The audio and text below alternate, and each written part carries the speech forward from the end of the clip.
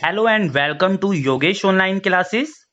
महेंद्र भूतों पर बिल्कुल विश्वास नहीं करता था, पर फिर उसे भूत से डर कैसे लगने लगा, जानने के लिए देखते हैं ये वीडियो। ये कहानी महेंद्र नाम के नवयुवक ने गणेश को सुनाई थी। महेंद्र एक कंपनी में सुपरवाइजर था, जो अपने सुपरवाइजर्स को विभिन्न प्रकार की कंस्ट्रक्शन साइट्स के लिए किराए पर उपलब्ध कराती थी, जैसे फैक्ट्रीज, ब्रिजेस, डैम्स और जैसी इसी तरह की दूसरी कंस्ट्रक्शन साइट्स के लिए। महेंद्र का काम वर्क साइट की एक्टिविटीज पर निगाह रखना था। उसे अपने हेड ऑफिस के ऑर्डर्स के अकॉर्डिंग एक जगह से दूसरी जगह घूमते ही रहना पड़ता था।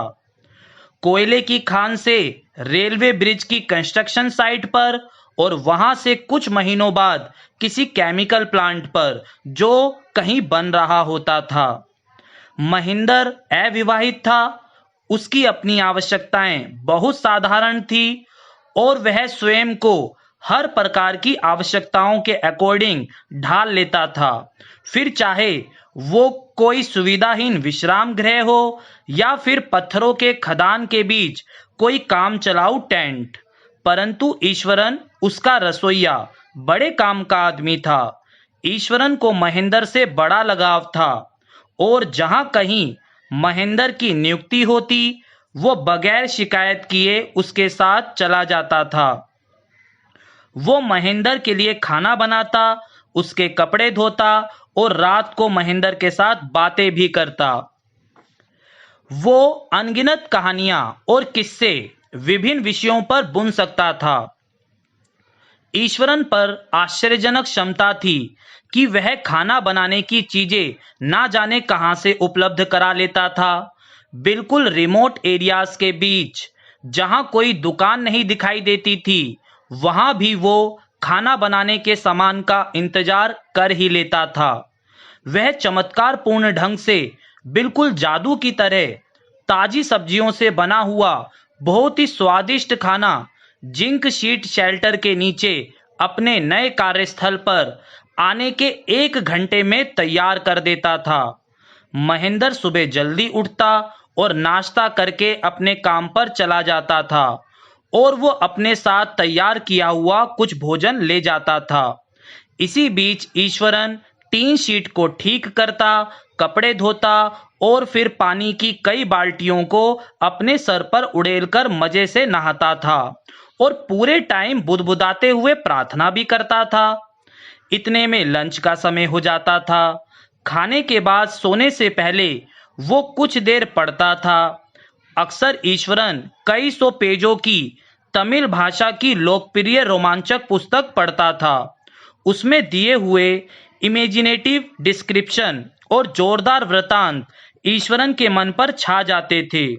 उसके अपने डिस्क्रिप्शन भी उन तमिल लेखकों जिनको उसने पढ़ा होता था से बहुत प्रभावित होते थे। जब वह किसी छोटी सी घटना को भी डिस्क्राइब कर रहा होता था, तो उस डिस्क्रिप्शन में भी वो सस्पेंस यानी रोमांच और सरप्राइज एंडिंग डालने की कोशिश करता था। उदाहरण के लिए, यह कहने की बजाय उसने सड़क पर गिरा हुआ एक पेड़ देखा, वो भौहों को चढ़ाकर और हाथों को फैला फैलाकर बड़े नाटकीय अंदाज में कहता, सड़क सुनसान थी और मैं बिल्कुल अकेला था। अचानक मैंने कोई चीज देखी जो ऐसी दिखती थी जैसे कोई बहुत बड़ा घने बालों वाला जानवर सड़क के आर पार लेटा हुआ है। मेरे मन में आया कि मैं वापस मुड़ चलूं, परंतु जैसे ही मैं नजदीक आया तो देखा कि ये तो अपनी सूखी शाखाओं को फैलाए हुए गिरा हुआ पेड़ था। महेंद्र कैनवास की कुर्सी पर पीछे की तरफ तनकर बैठ जाता और ईश्वरन की कहानियों को कुछ ज्यादा सोचे समझे या आलोचनात्मक दृष्टि से विचारे बगैर सुनता रहता था। ईश्वरन अपनी कहानी सुनाना ऐसे शुरू करता, जहां से मैं आता हूं वो जगह इमारती लकड़ी यानी टिम्बर के लिए फेमस है। चारों ओर घना जंगल है। लकड़ी के लट्ठे हाथियों द्वारा ट्रकों पर लादे जाते हैं। हाथी अच्छी तरह से खाए पिए हुए विशाल जीव हैं, पर जब वो मदमस्त हो जाते हैं तो बड़े बड़े अनुभवी महावत भी उन्हें नियंत्रण में नहीं कर पाते। इस भूमिका के बाद ईश्वरन किसी हाथी से जुड़ा कोई लंबा चौड़ा किस्सा सुनाने में लग जाता। एक दिन नर हाथी लकड़ियों के मैदान में से निकल भागा और मनमर्जी से झाड़ियों को रौंदते हुए, जंगली बेलों को उखाड़ते हुए और शाखाओं को तोड़ते हुए वो इधर उधर घूमने लगा। सर, आप तो जानते ही हैं कि जब हाथी पगला जाता है तो वो कैसे बिहेव करता है। ईश्वरन अपनी ही कहानी के उत्साह में इतना उलझ जाता कि वो फर्श से उठ खड़ा होता और कूदने लगता और पागल हाथी की नकल करते हुए अपने पैरों को जमीन पर पटकने लगता। अपनी बात को जारी रखते हुए वो कहता, हाथी हमारे नगर के बाहर पहुंच गया। वो चार दीवारी को ऐसे तोड़ रहा था जैसे माचिस की तिल्लियां हों। वो मुख्य सड़क पर आ गया और फल, मिट्टी के बर्तन और कपड़े की दुकानों को उसने तोड़ डाला। लोग डर के मारे इधर उधर भागने लगे। ईंटों की चार दीवारी तोड़ते हुए हाथी अब स्कूल के प्रांगण में प्रवेश कर गया, जहां बच्चे खेल रहे थे। सभी लड़के कक्षाओं में भाग लिए और दरवाजों को कसकर बंद कर लिया। हाथी चिंगाड़ा और फुटबॉल के गोल पोस्ट को उखाड़ते हुए, वॉलीबॉल के नेट को फाड़ते हुए, पानी के ड्रम को ठोकर मारकर उसे चपटा बनाते हुए और सारी झाड़ियों को उखाड़ते हुए घूमता रहा। इसी बीच सारे टीचर्स स्कूल की बिल्डिंग पर चढ़ गए थे। वहां से वो बेबस होकर हाथी द्वारा किए जा रहे इस विनाश को देख रहे थे। नीचे एक भी आदमी नहीं था। सड़कें ऐसी खाली थी जैसे पूरे शहर के निवासी अचानक गायब हो गए हों। मैं उस समय जूनियर क्लास में पढ़ता था और छत से सारा ड्रामा देख रहा था। मैं नहीं जानता अचानक मुझे क्या हुआ। मैंने एक अध्यापक के हाथ से एक छड़ी झपट ली और मैं सीढ़ियों से दौड़ता हुआ नीचे आ गया। हाथी चिंगाड़ा और उसने बड़े डरावने ढंग से पेड़ की एक शाखा हिलाई जो उसने अपनी सूंड में पकड़ी हुई थी। फिर उसने अपना पांव जोर से धरती पर मारा, लात मारकर बहुत सी मिट्टी और धूल उड़ाई। वो बड़ा डरावना लग रहा था, परंतु मैं धीरे से हाथ में डंडा लिए हुए उसकी ओर बढ़ा। लोग सम्मोहित होकर आसपास की छतों से यह सीन देख रहे थे। हाथी ने लाल आंखों से मुझे देखा और मेरी तरफ वो दौड़ने के लिए तैयार था। उसने अपनी सूंड ऊपर उठाई और वो जोर से चिंगाड़ा। उसी क्षण मैं आगे बढ़ा और अपनी पूरी ताकत इकट्ठा करते हुए उसके तीसरे नाखून पर तेजी से डंडा मारा। एक क्षण के लिए ऐसा लगा जैसे मानो हाथी भौचक्का रह गया हो। फिर वो सिर से लेकर पैर तक कपकपाया और लुढ़क गया। ईश्वरन यहाँ पहुंचकर कहानी को आधा छोड़ देता और खड़ा होकर बड़बड़ाते हुए कहता, मैं गैस जलाने और खाना गर्म करने के बाद लौटूंगा।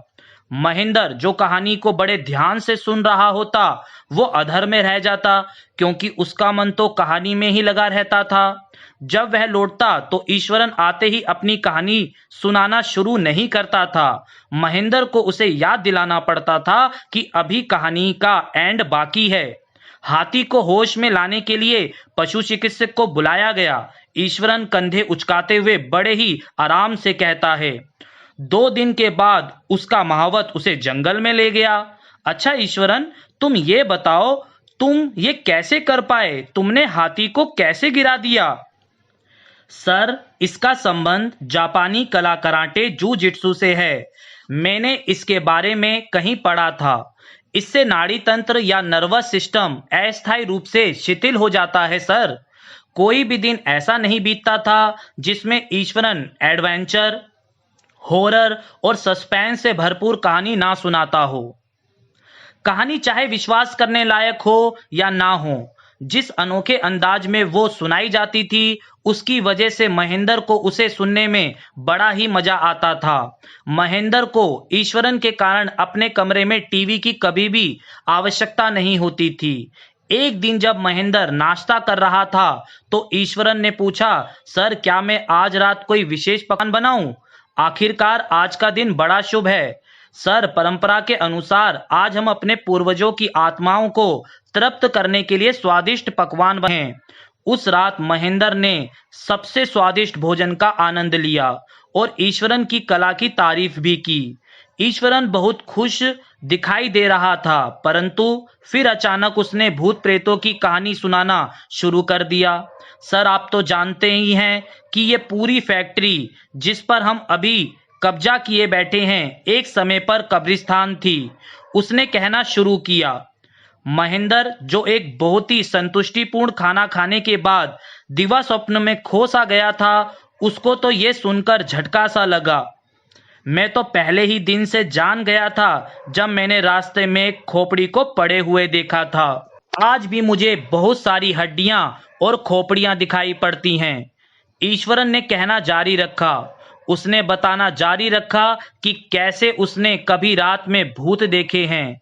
मैं इन चीजों से आसानी से नहीं डरता सर, क्योंकि मैं एक बहादुर व्यक्ति हूँ, परंतु एक भयानक औरत का भूत जो पूर्णिमा की आधी रात को कभी कभी दिखाई देती है, ओहो यह एक घिनौना डरावना सा जीव है जिसके बाल चिपके हुए हैं और उसका चेहरा झुर्रीदार है, जैसे कि किसी कंकाल ने अपने हाथों में कोई भ्रूण को उठा रखा हो।